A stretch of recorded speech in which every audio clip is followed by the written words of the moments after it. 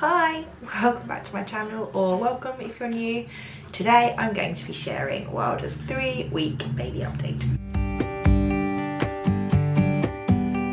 Okay, so I did the intro and then somebody decided they wanted feeding, so you're just gonna have to excuse the snuffly, grunty breastfeeding noises, I'm afraid. I'm going to refrain from saying, oh my goodness, the fastest 3 weeks ever.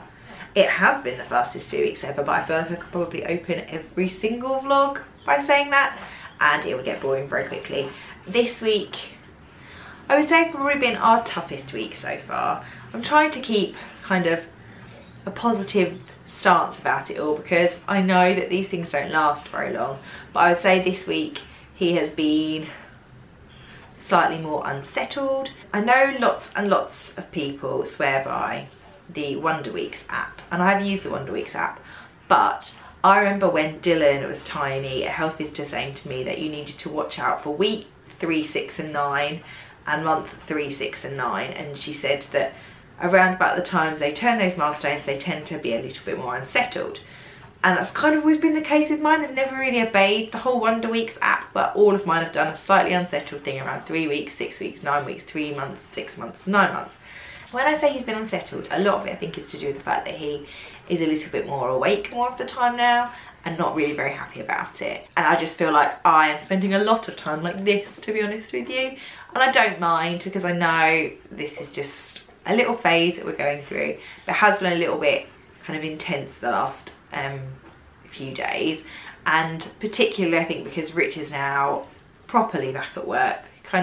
He went back to work but did kind of a few at-home days initially, but he is properly back at work, so I'm properly back to dealing with school runs and after-school clubs and sorting out everybody's dinner and everybody's breakfast and everybody's lunch and all of that kind of thing, and all of the normal day-to-day stuff. I'm trying to get back into kind of sorting out all my videos and things like that, and I'm doing that alongside a baby that is a lot more unsettled than he had been in the first 2 weeks. So I just kind of feel like I need to say I'm not complaining, and I'm kind of okay with this. It's just a phase we need to ride through. I think it's just tough because those first couple of weeks they tend to be quite sleepy and you just drag them around everywhere, and then it's like around about week 3 they start making their presence a bit more felt. Is that kind of a fair statement to make? So we've had a couple of evenings where he's very unsettled, particularly in the evening, which I think a lot of babies are very unsettled, particularly in the evenings. There's been a lot of evenings where Rich and I have just sort of passed him backwards and forwards all evening.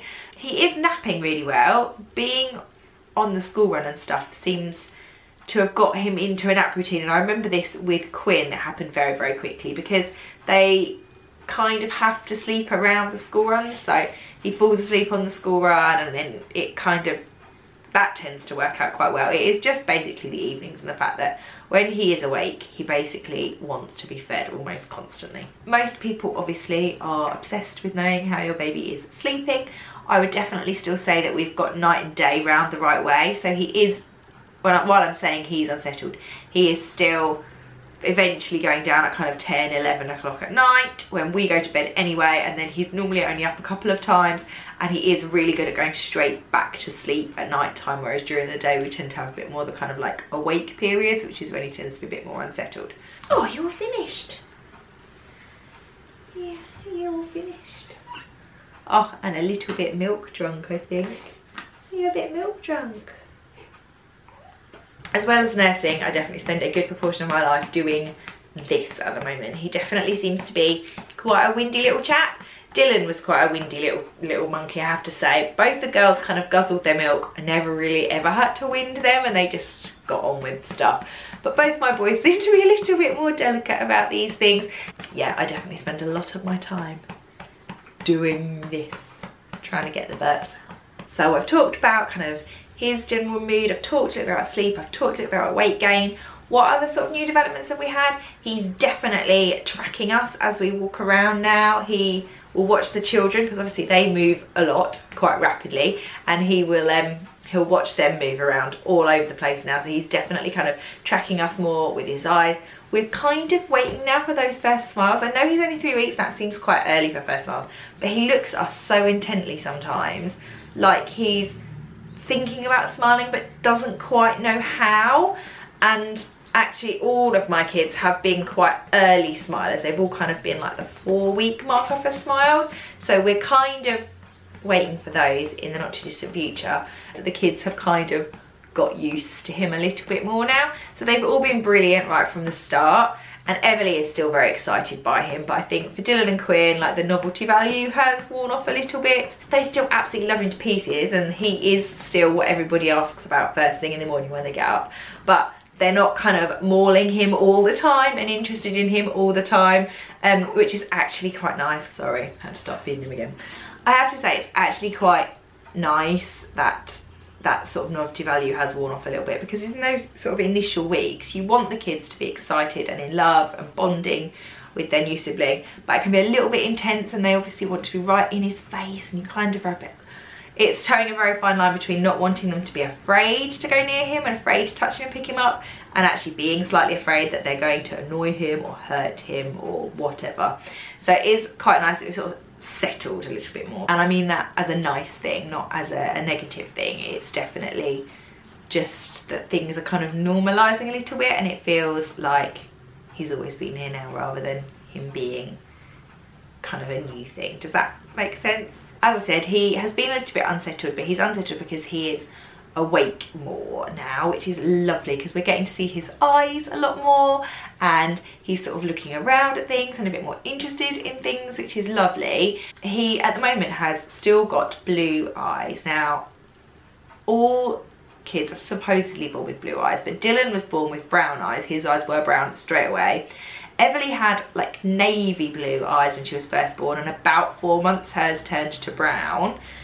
And Quinn's were blue, and we thought that hers would turn to brown too, just because the other two did, but hers are still very, very bright blue. So at the moment, Rich and I are kind of obsessed with staring at his eyes and trying to work out whether he's going to be in the brown-eyed camp with the big two, whether he's going to go in the blue-eyed camp with Quinn, or whether he's maybe going to be grey or green even, like me, or who knows.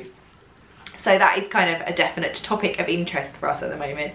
At the moment, they're not as dark as Everly's were, and they have a kind of lighter greyish circle near the iris. So I'm still holding out for green. I would quite like one of them to have green eyes like me, but they'll be what they'll be. He's got a good head of hair. Lots of people comment on his good head of hair. Again, with the other three, the oldest two lost quite a lot of their hair. They lost it on the top, so they looked like monks. I did the same apparently when I was a baby, and it's just not a good look. So I'm kind of hoping he's going to keep hold of the hair, at least on the top of his head, because I don't want him to look like a little monk. Not that it matters obviously, but you know, it's just not the best look. And I would say in the kind of colour scheme of things, I would say that it's not as dark as Everly's was, and she's definitely the darkest haired of my kids.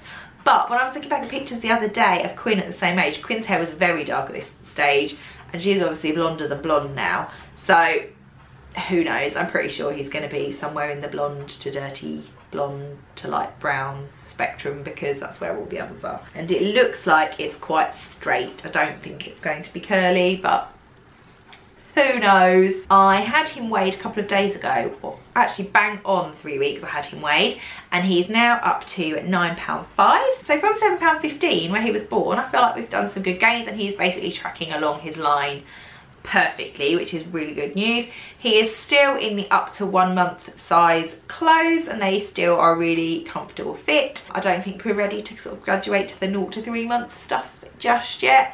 And we're still in size 1 nappies, and I think we will be in size 1 nappies for the foreseeable. I think I said that in last week's video. He's really, really skinny. He's just got kind of a really scrawny looking shape to him. His physique is definitely, I think, leaning more towards being more like Dylan's physique. So he is kind of leaner than the girls are, than I know the girls are at this stage. Because we're kind of coming up to that month mark now, I keep getting out pictures of the other kids at the same ages, and both of the girls by this point had like real like chubby looking cheeks, and they properly like packed on the pounds. And while I do think that he is looking a little bit more sort of filled out, I still think he looks a little bit more like a scrawny newborn than the girls did at this sort of stage. So that's clearly just the way that my boys end up being, I don't know. But then obviously at the moment there is an awful lot of feeding going on, so in another week's time he might well have put on those chubby cheeks. I don't know, we'll have to wait and see. I did say last week that I probably wouldn't talk anymore about my recovery in these videos because it didn't really seem like there was very much to talk about. I will tie it up by saying that all my bleeding is finished now at 3 weeks and that everything feels pretty much back to normal. I feel like I hesitate to say back to normal because there's a lot of kind of anger, I suppose, in the immediate moment about people feeling like they need to get back to normal too quickly.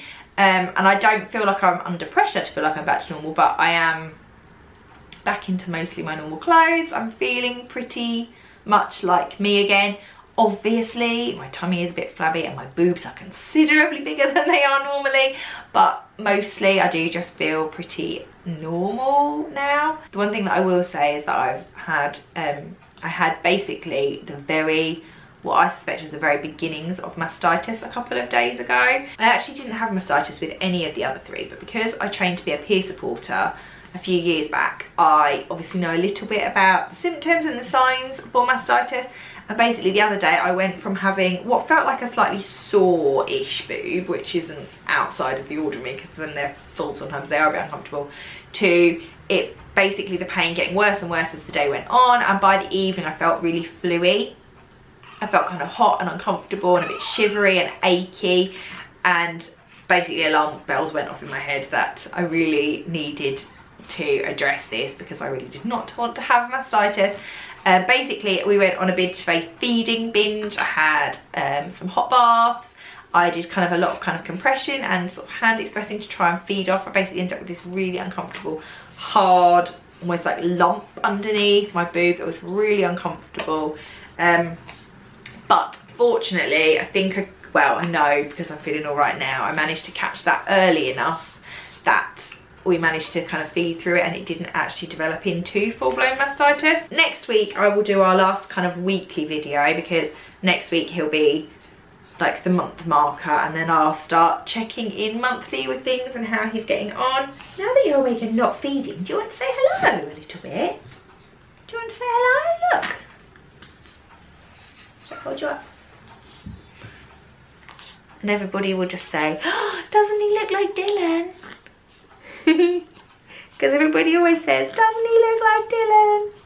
He is like Dylan, but I have to say he looks more like Dylan when he's asleep. When he's awake like this, I feel like he doesn't really look massively like any of them. I just feel like he looks like, you just look like Wylder, don't you? No, you're so scrubbing. Oh, oh. Right, I think somebody now has probably reached the point where they've had enough. So I'm going to leave it there and I will check in with you again, like I said, in another week. And then we'll check in monthly with his updates from then on. Thank you so much for watching and I will see you again for another video very soon.